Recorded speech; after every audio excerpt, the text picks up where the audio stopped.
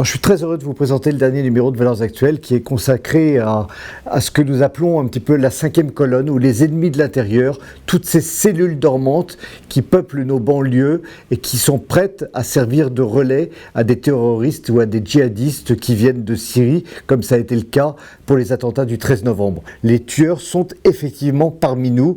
On compte environ 1500 cellules dormantes en France, notamment en banlieue parisienne, en banlieue lyonnaise, en banlieue grenobloise et dans la région de Lille-Roubaix. Et vous avez tout un dossier d'une vingtaine de pages consacré à ces cellules dormantes avec leurs armements, leurs moyens de communication et la manière dont ils s'organisent pour faire ces attentats. Et en plus, vous trouverez un document édifiant qui est le procès-verbal d'audition d'un témoin clé dans l'affaire des attentats du 13 novembre, qui a vu le cerveau des attentats, qui a approché le cerveau des attentats et qui a révélé à la police un certain nombre de détails sur ce cerveau des attentats qui en fait était en France depuis 2 mois et qui était en France en toute liberté, en toute impunité et qui avait eu le temps pendant 2 mois de préparer son plan sordide du 13 novembre.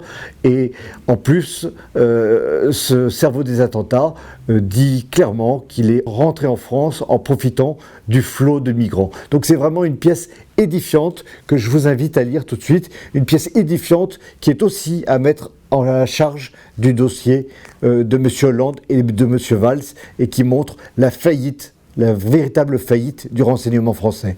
Voilà, je vous souhaite une très bonne lecture malgré cette actualité dramatique et je vous donne rendez-vous à la semaine prochaine.